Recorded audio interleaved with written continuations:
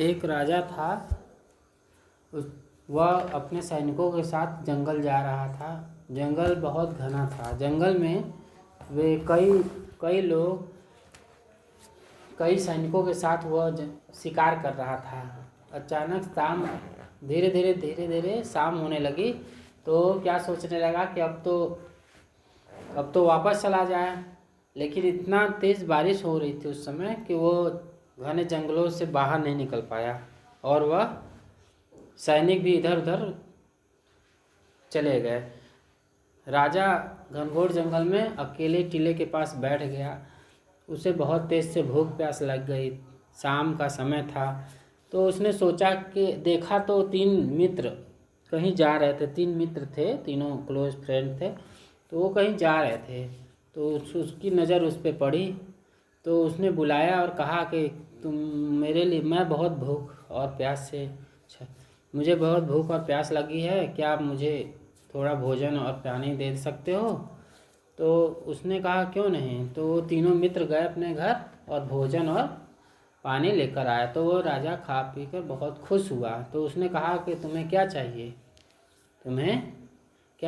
तो उसने कहा कि एक मित्र ने कहा मुझे तो खूब सारा धन चाहिए, क्योंकि मेरे पास न रोटी है न पैसा है कि कुछ घर भी बना सकूँ। इसलिए उसने बहुत सारा धन मांगा। तो उसने बहुत सारा घर बनाया और रहने के लिए व्यवस्था कर ली और अनाज भी भर लिया अपने घर में और अच्छे से ज़िंदगी बिताने लगा। और दूसरा मित्र फिर कहा कि मुझे बंगला और घोड़ा गाड़ी चाहिए, जिससे मैं अच्छे से रह सकूं और अपने अच्छे पोशाक पहन सकूं।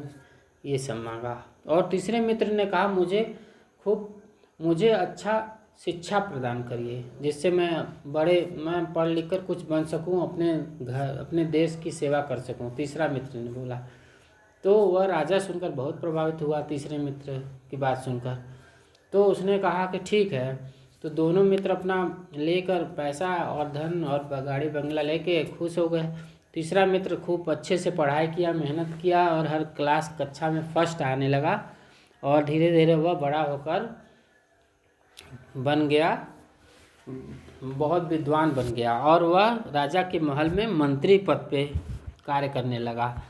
धीरे धीरे ये भी दोनों मित्र ये सब अपने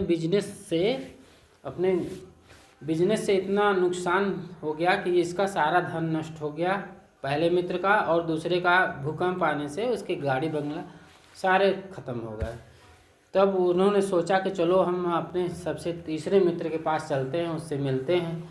तो वह अपने मित्र के पास गया और बोला कि क्या हुआ? तो उसने कहा कि अरे, हमने राजा से अपने मांगने में बड़ा गलती कर दी है।